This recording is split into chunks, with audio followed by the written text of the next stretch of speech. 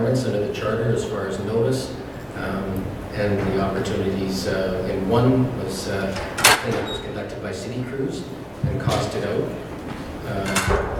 And the second one was done by a contractor after we asked for bids. The lowest one was used.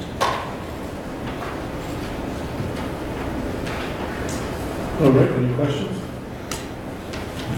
Gordon, were we able to, now that, again, sometimes we charge back additional items, especially on overdue, are we able to charge back any advertising or any extra costs that the city's incurred, or is it simply recovering the monies that were directly spent in this case?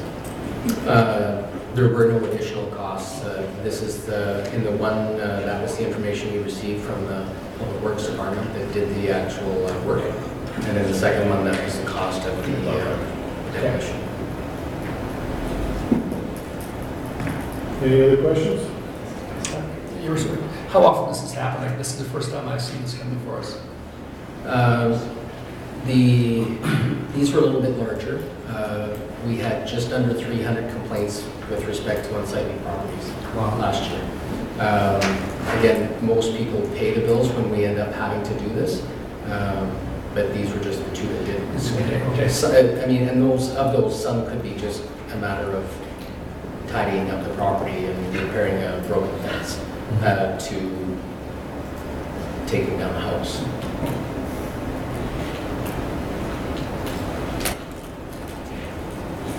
Council? Thank you, Your Worship. I have a question, more so a comment, but I know I've seen scenarios where this cleanup activity is necessary and it becomes a public safety risk of, properties that sit half-built for several years and things of that nature that end up needing some attention. So, and I think that this is a fair approach on how to deal with it and to try and get the city to recuperate some of the costs. Obviously, it's unfortunate that you don't get paid back for those things right away, but depending on the circumstances, I can understand at the same time if someone didn't have or didn't expect to get a bill for it or whatever their circumstances were. So this may be the approach you have to take so that it gets onto their tax roll so that they know that this needs to be covered at some point, or when a sale of the property happens that there's some kind of tax liability against it. So thank you. Thank you, Worship. I wonder if you could speak to, just for my own knowledge, what kind of reach outs have we done to the property owners or whatever that have these outstanding? What have we done to try and do this before it's put forward to their taxes? This is us, or the city having to go onto the property is the absolute last resort. There's contact with property owners. In some cases, it's an absentee property owner that doesn't live in the city, or it's not a primary residence, it's a rental. But our first options are to attend, try and talk to the property owner or the renter to get compliance with the bylaw. If not, then we send a letter, and then we send an order indicating that they have to do that. It's progressive, and the vast majority of people are very good about it. Once it's brought to their attention what the rules are with respect to the bylaw and the charter, they comply. There's very, very few that end up going this way. So for instance, on this 22nd of August date, you were probably dealing with that from spring, straight through the year before it would have ever been actually done in late August. And to add to that, it is a long process, usually around the 6-month mark. Some people are trying to do it, and when people work with us, we'll extend deadlines. When we get no response, then we'll take action a little bit quicker. Yeah, I think it's just worth noting in the public setting here that this wasn't just in and done and built, right? It wasn't the city coming in and run through this in a heck of a hurry, right? So. Yes, as a matter like you'll notice the December one, that's from May. We had been working with that issue. So it's that in that case, it was just about 7 months. Good, thank you. Any other questions or comments? We're good? Thank you, Glenn. I'll look to Council for direction on 6.3.2. Councilor Beckman. The council approved the outstanding property cleanup invoice amounts from 2018 listed in Appendix A to be transferred to the 2019 tax roll of the affected property owner. Second, Councilor Monroe. Any further questions or comments before I call for the question? Not seeing any, all in favor? Opposed? Carried. Moving on to 6.3.3, City Manager. Thank you, Worship. To present 6.3.3 policy repeal, I'll ask Dan Hobson to come back up. Hello again, Your Worship and Council. Following the theme of earlier, this policy repeal is stemming from the governance document review schedule. Basically, what we want to do today is bring the water and sewer replacement policy in front of council for their direction. Administration is recommending that we repeal this policy. The gist of the policy that we've come to know today is that basically we were requiring the water and sewer replacement on residential properties, and if that was done, then they would receive the tax rebate if they paid 50%. Today, that's not procedure. We don't require any replacements. We replace up to the curb cut, and it's optional with the contractor and the residential owner that can make that agreement to replace their own property lines. So the current policy, I think it was implemented one time unsuccessfully. Because the landowner likely objected to having the water line ripped up. That's what I'm told. Any questions or comments? Councilor Monroe? So just to reiterate, what Dan said was that you still have the option as the homeowner to at that time have yours done, correct? Today? Yes. Yes, so the contractor hired on behalf of the city that's replacing the water and sewer mains on the road or the right of way, they would approach the resident and basically say, well, the ground's up and we're open and we're in here, if you would like to do this, you can do this. Perfect. Just because it obviously is more cost effective at that time versus having to do it at a different time. So I just want to ensure, I know that you mentioned it, but just to reiterate for the public that that still is an option. It's just not an actual mandated requirement, which this policy is stating. My understanding of that policy. Any other questions or comments? Councilor Baker? You never quit learning. Every day. Your Worship, just a question. So, the way this bylaw reads, from what year, I don't know, 1947? 1990. 1990. Actually, it was a policy, and it was a policy, I believe, Councilor. The policy in 1990. So, in 1994, 95, if the main went down in front of your property, it was fixed under local improvement, or the 2/3 of the people along the block had agree or something like that, before we replace it. And if they wouldn't agree to it, we just patch it. Okay? There's just a little background. But that didn't make any sense. Everybody uses the line. So that's changed the policy that we'd start letting the utility pay for it. And when engineering needed to replace the block, we replaced it. And when they did that, I think they normally went to the CC. So we say in this policy that you didn't have to fix it, it was between the home and the CC. How am I reading this? Doesn't make any sense to me. No, unless Director Stanley can weigh in here, I don't even know what's on the policy, but I believe the policy is saying. I guess my concern was if this curb cock wasn't shut off and it was leaking 3 feet from the house, it's not only the owner's house that might get flooded, underground, there might be sandy lenses under there or something, or the house next door. Like, am I reading that right? Just curious. Yeah, I think my understanding of it, and I haven't done a lot of research, I wasn't No, of course. prepared for this discussion, but my understanding of it, under this current bylaw, the city could mandate to the homeowners to replace that service. What we're saying is typically how we do water sewer replacement program, the city doesn't have ownership of the service between the CC and the house. So that is an option of the homeowner. If the crew's there replacing from the main to the CC, it's up to the homeowner if they want to change the service from the CC to their house at that time.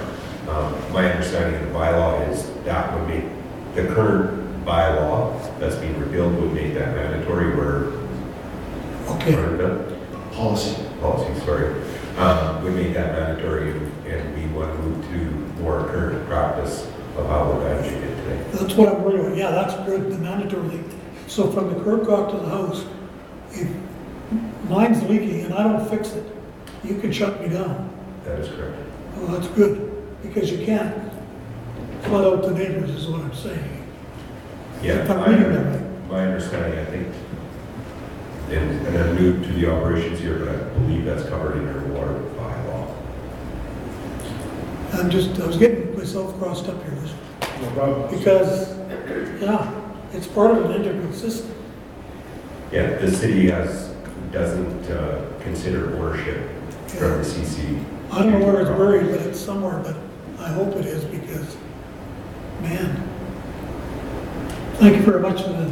I realize that's a little deviation from exactly what you're talking about, but when I read it about 3 times.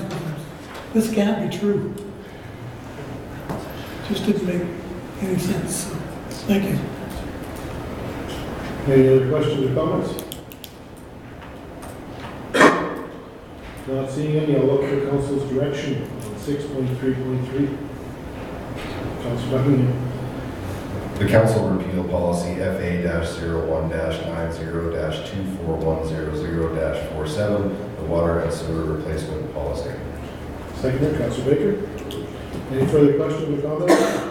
Not seeing any, all in favor? Opposed? Carried. Thanks, Dan.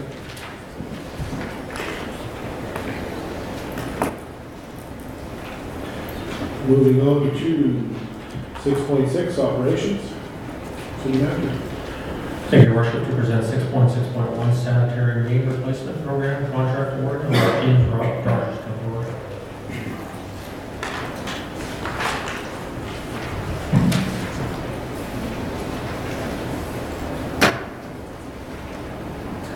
Good afternoon, Mayor and Council. Good afternoon. Before you is a request for decision for the sanitary main replacement program and the contractor award.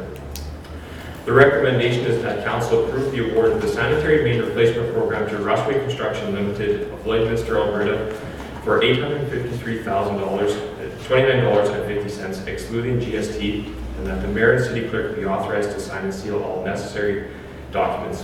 In addition, Council approve a contingency allowance of 15% in the amount of $127,954.43, excluding GST, and to be funded through the approved capital budget.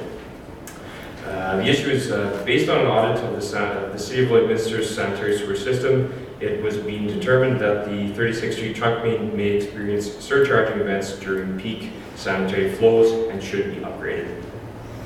As now some background on our program. An engineering consultant was named by the city in 2018 to complete the review, assessment, and detailed design of the 2015 sanitary sewer master plan recommended upgrades for the 36th Street sanitary trunk main.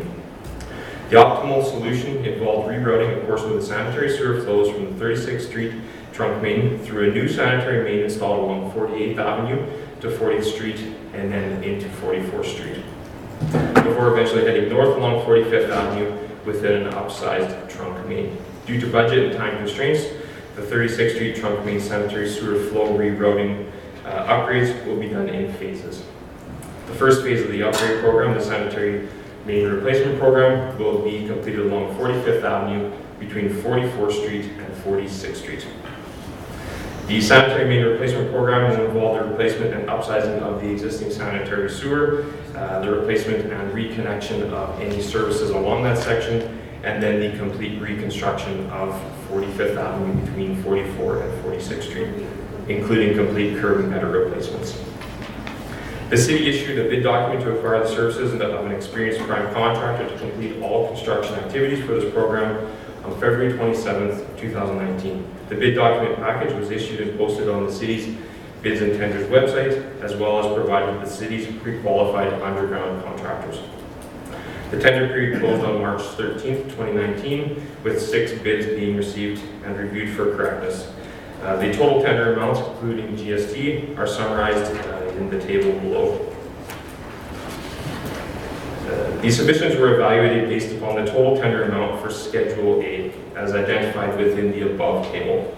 However, based on a review of the tenders received and the available capital budget for the sanitary main replacement program, it is recommended that Schedule B, alternate work quantities and unit prices, be included in this year's program as identified in the table below. And that's where we get the $853,029.50.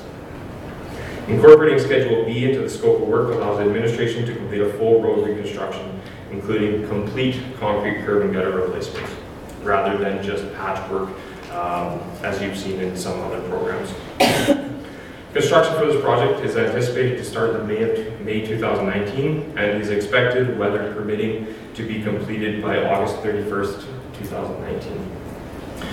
We have 3 options that Council approved the award of the sanitary main replacement program to Rustway Construction Limited of Lloydminster, Alberta for $853,029.50, excluding GST, and that the mayor and city clerk be authorized to sign and seal all necessary documents.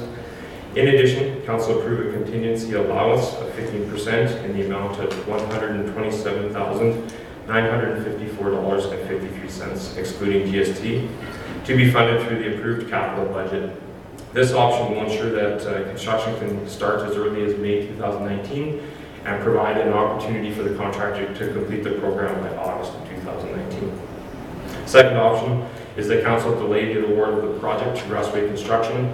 By delaying the program, we are delaying the award of the program to the contractor, thus hindering our potential completion date of the program. And thirdly, that Council direct administration to gather more information and that information be presented at the next Council meeting. The sanitary main replacement program has an approved budget of $1,270,000. Awarding the project to the contractor will not exceed the available budget. Thank you. Thank you, James. Questions, comments? So James, just so I'm understanding, I'm sure everybody's asking the same question, we're upsizing the piping here, right? We're gaining on this thing a little bit because that seems to be the issue. Yes, thank you for your question, Rick. So I did jump over it there and I apologize for that. So the existing sanitary sewer is a 375 millimeter, so it's just over a foot in diameter, and we will be upsizing that to a 600 millimeter PVC pipe, and that is to take the additional flow that we are rerouting from 36th Street through a few other programs and then north into our trunk main. Building capacity. Yes, Building absolutely. If, would you mind bringing up the map so that everybody can, absolutely. Thank you. So this will come off of Kitty Quarter from the Lloyd Cultural Science Center. Will we have to cut into 44th Street?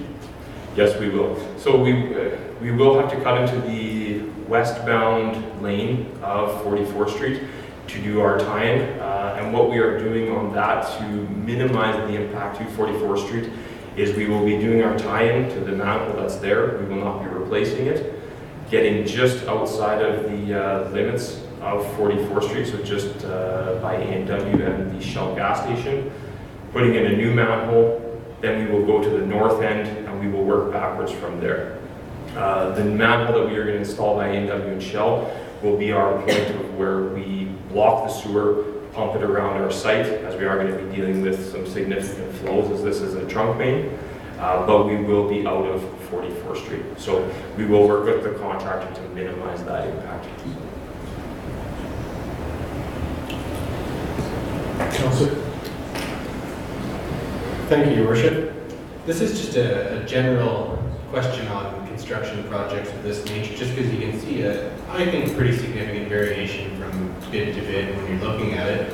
So, are all the contractors Are they all using the same materials? Are they tested for quality at the time when you actually go to install them or anything like that? I'm just curious on that because, you know, it's usually more something that you can measure more objectively when you're talking about quality of materials rather than quality of services.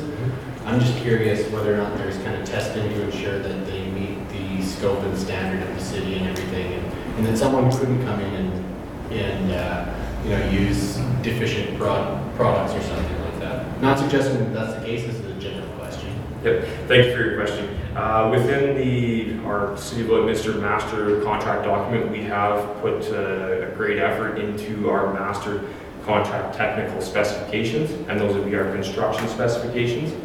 Those would specify materials, what pipe we need to use, the testing requirements of those pipes that they need to meet, the granular material, the aggregate, the sizing that we need, the concrete that we need for curb and gutter and sidewalks, asphalt, the asphalt binder. So everything that goes into these programs is clearly outlined within our construction specifications, and we do hold each contractor to those. We do not allow within the bid document substitutions. You must bid on what is in the bid document and the construction specifications. Once it is awarded, then we can start talking about substitutions. Maybe they have a different pipe that they would like to use or something of that sort. But all bids are on the same premise. Okay. Thank you. Any other questions? Once again, it's one of the 2 seasons in our fine city, either winter season or construction season among us. I think people will be glad to see construction again after a long weekend.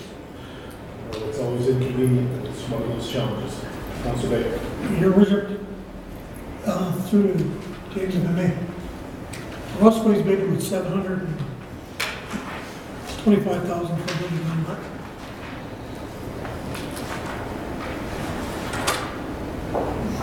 And the mayor clerk got to sign the seal. In addition, council approved petition of $108,000. The $108,000 is not part of it. That's just sitting over here. Yes, so thank you for the question. Within the agenda, the meeting agenda, it does state the $725,000, $509.50. We did, in conjunction with closing our 2019 water and sewer replacement program, redo this request for decision to include our Schedule B, which brought the total tender amount to $853,029.50. The contingency that I believe you're referring to, Councillor Baker, will be above and beyond the total tender amount approved through Restway Construction. So there was you added to the, I think where Councilor's going is, you've got 2 numbers. So basically you enlarged the scope of work to get to 853. That's correct. I think that's what happened, Councilor. So on the first bid, it was tender package, it was Schedule A, and then they revised it and went back to Schedule, or went to Schedule B. A little more money, but a little more work completed for the. Okay, so there's a recommendation here. Yeah, so I think the agenda. Yeah, I know, I can see that. I want to make sure I understand it, that's all. Yep. Absolutely. Councilor Torres.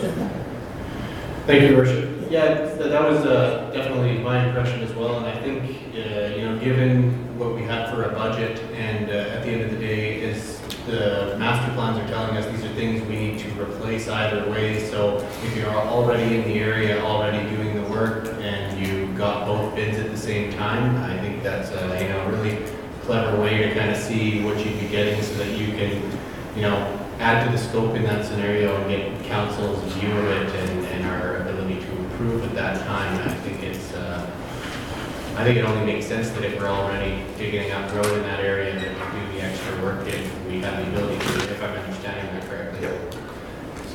Okay. So you're correct, Councilor President. So by including a Schedule B within our contract documents, it's titled alternate work quantities and unit prices. And within the document, it states that we can use quantities and unit items from Schedule B and substitute them into our Schedule A, which would be considered our defined scope of work. Within our Schedule B, we had added quantity to do a complete road reconstruction, whereas in the original Schedule A, which is the $725,000, that was just to do spot repairs of curb and gutter, but leaving the rest of the road intact. Does that answer your question? It's slightly different than what I was thinking it was. However, I still think it's a good practice to replace that bit of road rather than just patching one little area of it. I think we'd be further ahead. To have to shut it down again in the summer or two once it starts to have issues with different standards or something like that. I don't know. Yep, absolutely. Thank you. So just a question, our motion then, is not the accurate one, the way it's presented. You're absolutely right. Yeah, so you're correct. The one in the RFD is the one that we'd like you to read. The motion wasn't updated within each other. Any further questions? And we've just told you till August, James, so just remember, we heard you about that construction. You know, you and Terry will be looking forward to getting out there and making sure that gets done. Thank you for that. I did preface it weather permitting. I know you did. Just trying to hold it to the mic. That's all good. Whether or not, we expect And of course, it's interesting that this discussion happens now because the next decision is the opposite, where we've had to reduce and go to a Schedule B because of budget. So I look for council for direction on this 6.6.1, and you'll want to refer to the RFD for the actual work. Councilor Monroe. The council approved the award of the sanitary main replacement program to Restway Construction Limited of Lloydminster, Alberta for $853,029.50 excluding GST, and that the mayor and city clerk be authorized to sign and seal all necessary documents. In addition, council approved a contingency allowance of 15% in the amount of $127,954.43 excluding GST to be funded through the approved capital budget. This option will ensure that construction can start as early as May 2019, provide an opportunity to read that. No, that's good. Sorry. That's good. I don't know why I was on No, that's all good. Oh, that's good. Second. Councilor Batchor. Any further discussion? Not seeing any, I'll call for the question. All in favor? Opposed? Your Carried. worship, just a question. Yes. Does this still make sense to you? Yeah. Absolutely. Yes. It's okay for now. Okay. Carried. James, I guess you're up for the next one as well. 6.6.2, city manager. Okay, good afternoon, Mayor and Council again, thank you. So before you is the 2019 Water and Sewer Replacement Program contractor award as well. The recommendation is that Council approve the award of the 2019 Water and Sewer Replacement Program to Rustway Construction Limited of Lloydminster, Alberta for $1,954,268.25 excluding GST, and that the mayor and city clerk be authorized to sign and seal all necessary documents. In addition, council approve a contingency allowance of 15% in the amount of $293,140.24, excluding GST, to be funded through the approved capital budget. Due to age, condition, and capacity of the existing municipal infrastructure, administration must continually remove, replace, and upsize existing infrastructure to maintain adequate levels of service for residences and businesses. It should also be noted that this location, 47th Avenue between 40th Street and 44th Street, was also part of the sanitary sewer main replacement, optimal replacement to alleviate surcharging within the 36th Street sanitary sewer trunk. So we're getting two programs out of the one. The Water and Sewer Main Replacement Program is an annual program aimed to replacing and upgrading aging municipal infrastructure. This year's program is to upgrade and replace the City of Lloydminster's municipal mains that were installed prior to and around the 1960s, while also improving the roadway and other surface conditions on 47th Avenue between 40th Street and 44th Street. The 2019 Water and Sewer Replacement Program comprises of the following upgrades: replacing the existing 200 millimeter diameter asbestos cement water main, the replacement and upsizing of the existing 375 millimeter diameter sanitary sewer to 450 millimeters and 600 millimeters, the replacement of the existing 900 and 1200 millimeter diameter concrete storm sewer, complete replacement of the concrete curb and gutter and miscellaneous concrete sidewalk replacements, and then the complete reconstruction of 47th Avenue between 41st Street and 44th Street. 47th Avenue between 40th Street and 41st Street has been removed due to budget constraints. The city issued a bid document to acquire the services of an experienced prime contractor to complete all construction activities for this program on March 11th, 2019. The bid package was issued and posted on the city's bids and tenders website, as well as provided to the city's pre-qualified underground contractors for completing deep utility infrastructure replacement contracts. The tender period closed on March 29th, 2019, with 6 bids being received and reviewed for correctness. The total tender amounts, excluding GST, are summarized in the table. The submissions were evaluated based on the total tender amount for all parts, including Part A, which is 47th Avenue, between 41st Street and 44th Street, and Part B, which is 47th Avenue, between 40th Avenue and 41st Street, as identified within the table above. However, based on review of the tenders received and the available capital budget for the 2019 water and sewer replacement program, it is recommended that the provisional item Part B, 47th Avenue between 40th Street and 41st Street be removed from this year's program. The total tender amount for Part A only, excluding GST, is summarized in the table below, and that is where we get the $1,954,268.25. Construction for this project is anticipated to start in May of 2019 and is expected to be completed by September 30th, 2019, weather pending. Before you are 3 options. That council approve the award of the 2019 water and sewer replacement program to Restway Construction Limited of Lloydminster, Alberta for $1,954,268.25, excluding GST, and that the mayor and city clerk be authorized to sign and seal all necessary documents. In addition, council approved a contingency allowance of 15% in the amount of $293,140.24, excluding GST, to be funded through the approved capital budget.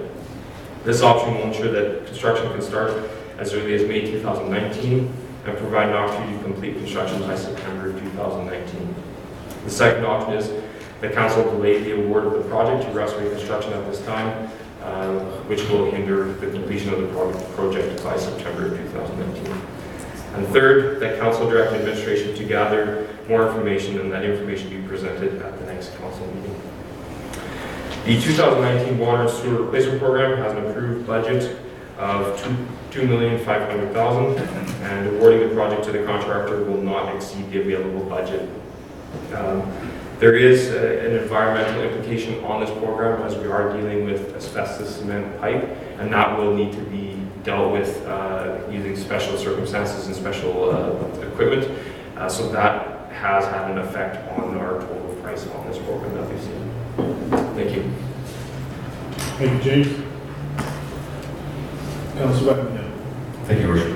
Through James, I'm sure you're on top of this, but just looking at the map as you see it up there, you know, people can get to the church on the south side, people can park on 41st and 42nd Street to get to the off-leash dog park, but this is deep excavation, right? We're going down a ways here. Have we got a plan in place so people can still access the youth center during this construction, because there really is no other way to get to it if you have to get right into that parking lot? Yeah. So we have thought about that. Unfortunately, the parking lot at the youth center will be closed down, as we will have a deep excavation from the start. As soon as we remove the asphalt, that section will be closed down.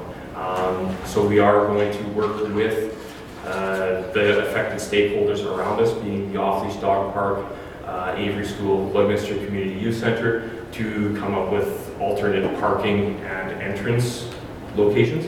Now, with respect to safety, we are going to ask that they walk beside our construction site, but within our contract, we have made provisions for a 6-foot steel safety fence, similar to what you had seen last year on the 2018 program, to ensure safety, that people do not get into our construction site and vice versa. But we will work with them to maintain access. Yeah, it'll be a challenge, of course, for people to get into the dog park and everything else during that time, so. Yes. I figured it was on the radar, just wanted to bring it up.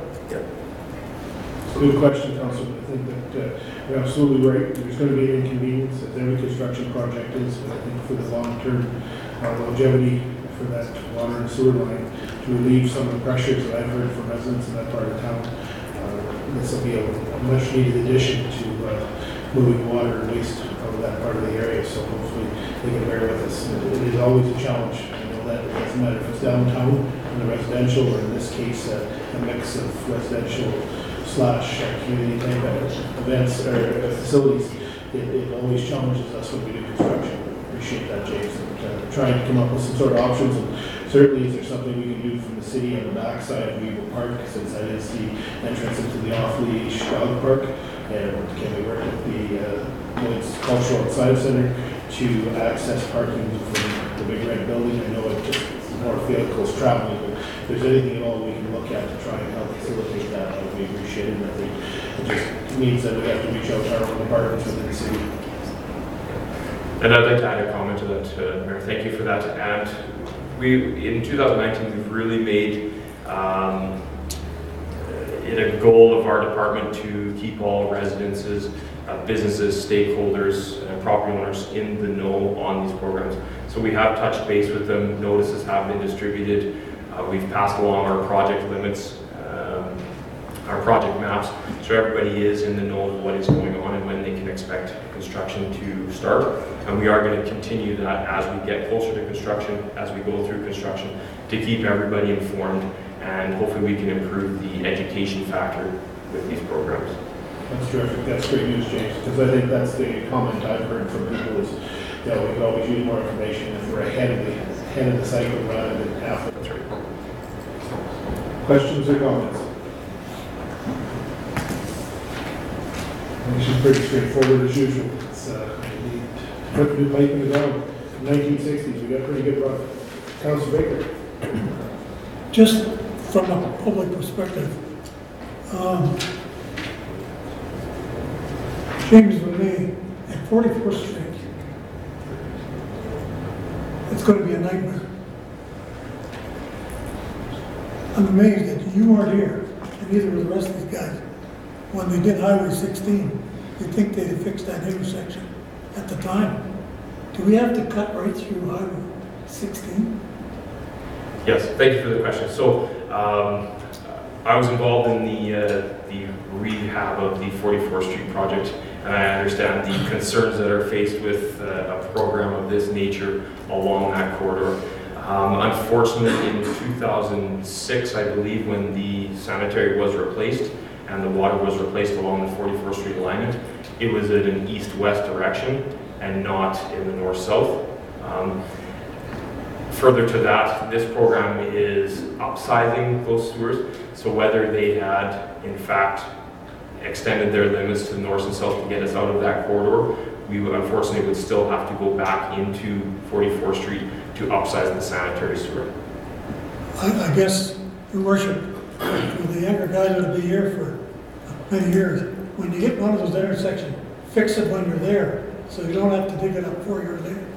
We spend a lot of time explaining to people why we dug the road up 3 years after we did it.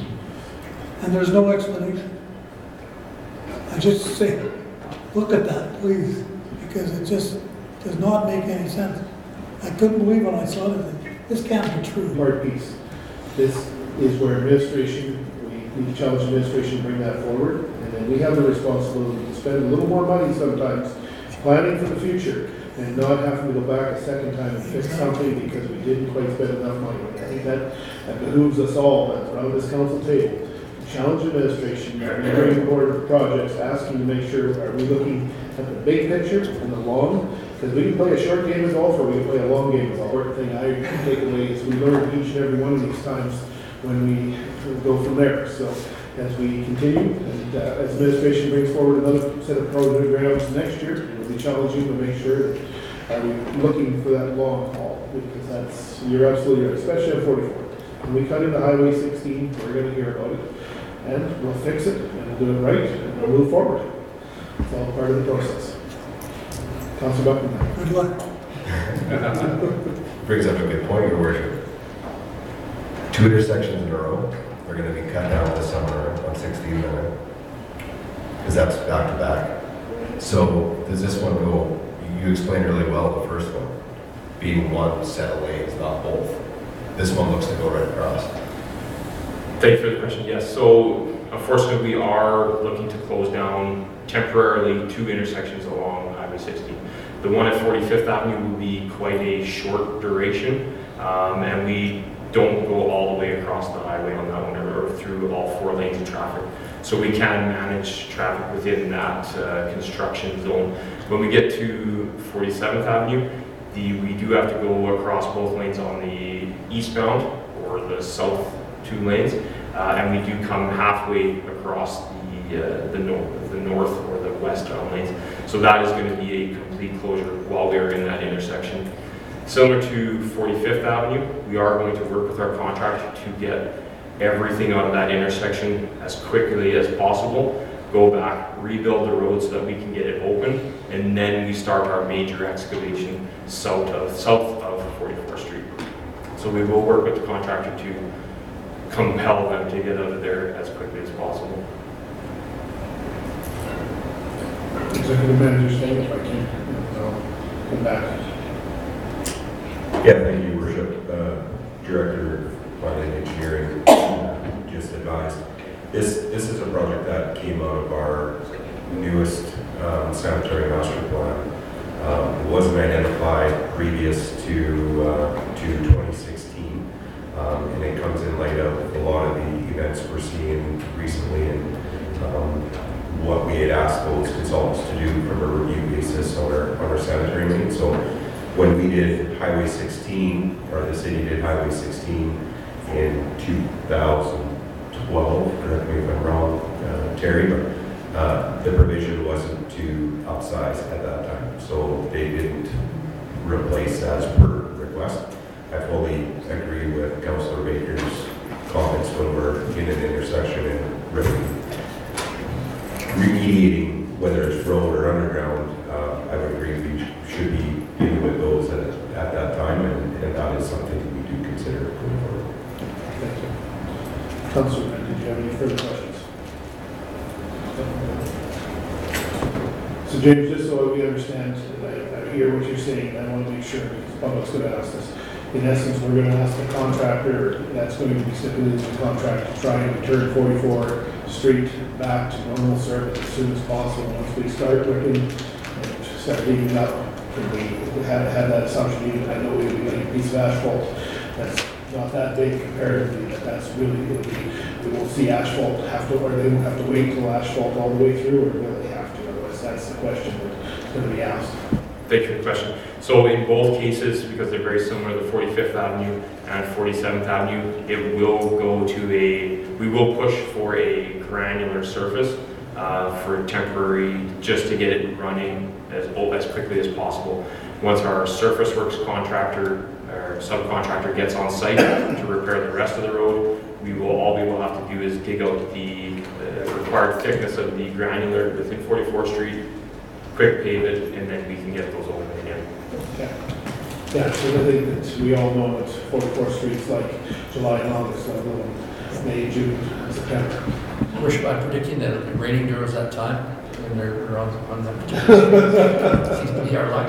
It seems to be, but we'll hope for the best, and yeah, we'll there. Never ending, so we just don't see the win at this table some days, but that's okay. We'll get there. We'll get there. Any other questions for James? Well, thank you very much, James. Thank you. Council, look for direction on 6.6.2. Councilor Buckingham. The council approved the award of the 2019 water and sewer replacement programs to Rustway Construction Limited of North Israel for $1,954,268.25, excluding GST, and that the mayor and city clerk be authorized to sign and seal all necessary documents. In addition, council approved a contingency allowance of 15% in the amount of $293,140.24, excluding GST, to be funded through the approved capital budget. Secondary, Councilor Baker. Any further questions or comments before I call for the question? Not seeing any. All in favor? Opposed? I'm with these guys. Carried. All right, moving on to agenda item number 7, which is the mayor and council reports. Not a lot I can add late, because we put together for the end of the month, but attending various meetings and events in and out of the community. There's opportunity to attend a meeting in Regina tomorrow with the Minister of Environment, discuss our wastewater treatment plant, which is on my agenda, and an extension to our operating permit, since we're still in a holding pattern with our respective governments. And, 2020 is looming, and I'm going to raise it with him tomorrow, and hope to come away with an extension or a commitment to another extension. Followed up by having the opportunity to travel to Fort McMurray to attend the Senate hearings for Bill C-69. There's a series of mayors and reeves that are gathering to support the 2 members that have the opportunity to speak, as well as the AUMA will also have an opportunity to speak regarding the bill. A lot of work has been done by staff outside of our municipality regarding the concerns of municipal projects going forward after if Bill C-69 is passed. And there's a great deal of concern about how much control Bill C-69 will have on future projects, including our potential wastewater treatment plant.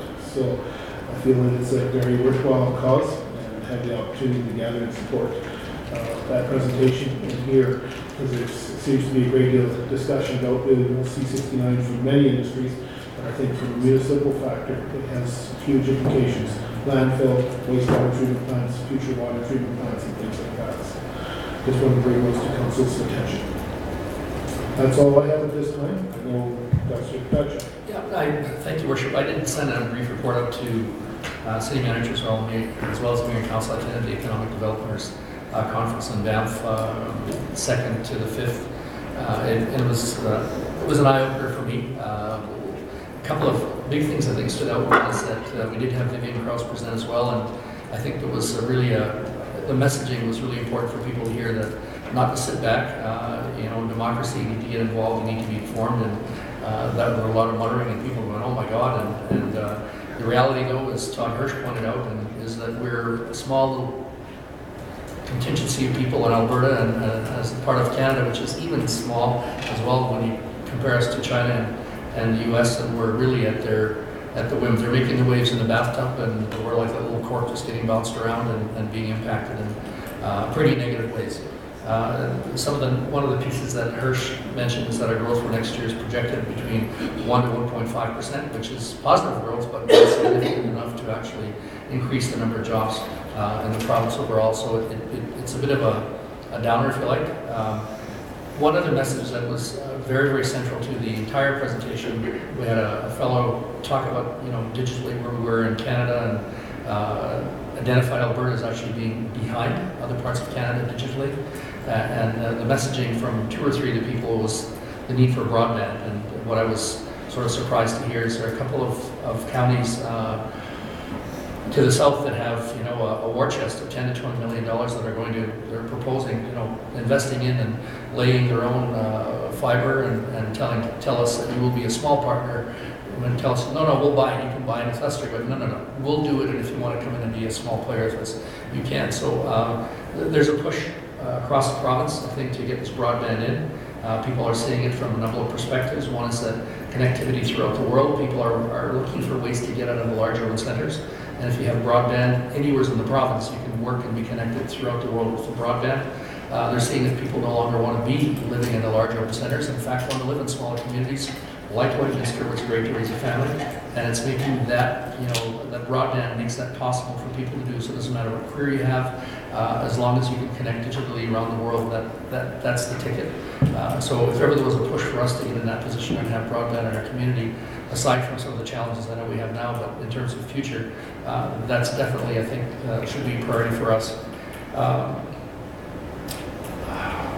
The other part around digital, yeah, and it was surprising is that the ag sector was actually one of the groups there that were in conversations that were more aggressive, I think, perhaps than even the urban centers, because they see it as absolutely necessary that when you're running autonomous vehicles and looking at satellite images and all the other pieces, they need that upload and download and to be able to make things happen. Selling crops, selling futures, knowing when the train is coming, knowing when your crop's going to be dry, and having monitors in the bins and all those other pieces that are going on. For those folks, the high level of high tech in agriculture is beyond belief. The other thing that Todd Hirsch did say is that 2018 showed the greatest level of diversity or growth in diversity in the Alberta economy. And actually, food and beverages now, in terms of percentage of GDP, is higher than gas and oil. And so, but two big pushes, one being cannabis, the other being pulse crops, are the ones that are really driving the economy in Alberta. His predictor, and you can see the notes I gave you, however, is that we're going to be hit hard because of China and the pulse crops and flax and those other pieces as well, and we're going to have to ride it out. So anyways, excellent conference. There's another one that's, I think, larger, and it'll be hosted in the fall in Edmonton, and certainly I would highly recommend it. It's really interesting to see the different approaches that are being taken by people. I did speak with some people from Frog Lake, and they're involved in we sat together and chatted around the work that's being done in southern Alberta. There are First Nations communities, and Shauna Bull spoke on behalf of the Pikan tribe, and the people, First Nations, as well as Tsuut'ina, and there was a half a dozen. But they're involved in international projects all around the world, and they have this individual who is a not-for-profit that assists them to get connected, South America, China, and these developments. And part of the conversation was the old way versus the new way of First Nations. The old way is to still rely upon the federal government. The new way is, yes, they have responsibility, but we can actually go and get loans, we can go and make investments, and they're doing it in a way that, like, I had no idea was actually possible that they're doing it. So there's a lot of really cool stuff, I think, that's going on in terms of the overall economy in Alberta that I think is good stuff for us to be aware of. And just to add, on Saturday, we had Jonathan Torzan during greetings on behalf of the city to the volunteers. We had about 250 people. The food was awesome, the conversations were good. We shook a lot of hands, didn't kiss any babies. But it was a lot of really good conversations and a very well organized event. So kudos to our staff, I think Marie and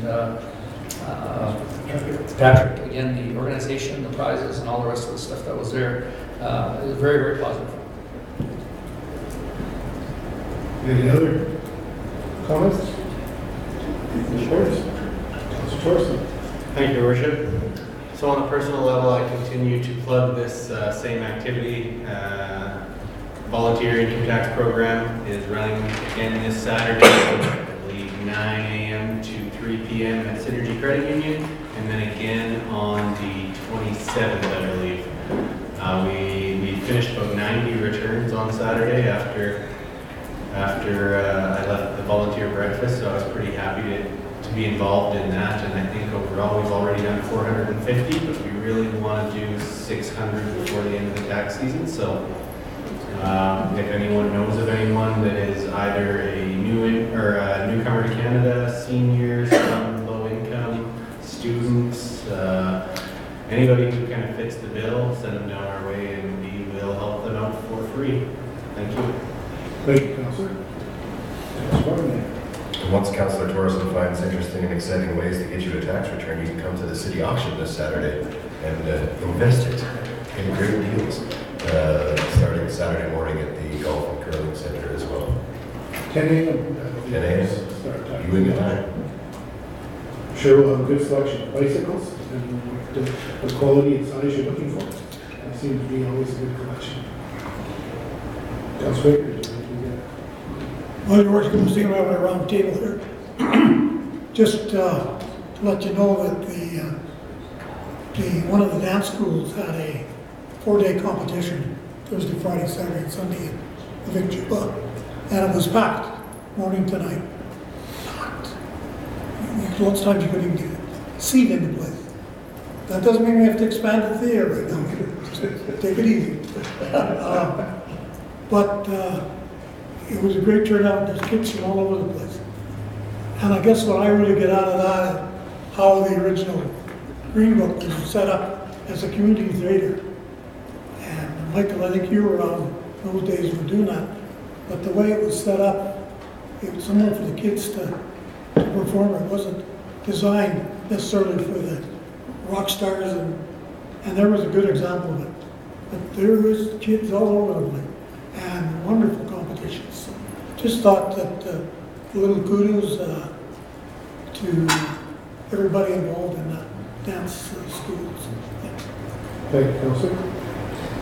I should have added, Your Worship, that Councillor Fagin was there with us, so he was doing more of the seating and hustling them around and doing all the mixing. And Councillor Torres and I went for physiotherapy for shaking hands. Okay, excellent. I do apologize, I had personal commitments, so I was indisposed. So we're glad to hear that, and our volunteers are very, very important to the city, and that was last week's article for me to highlight that, or this week's, I guess it'll be now, from that perspective, because without the volunteers that make so many organizations grow in our city, we wouldn't have what we have. So thank you to all the volunteers. It's much appreciated.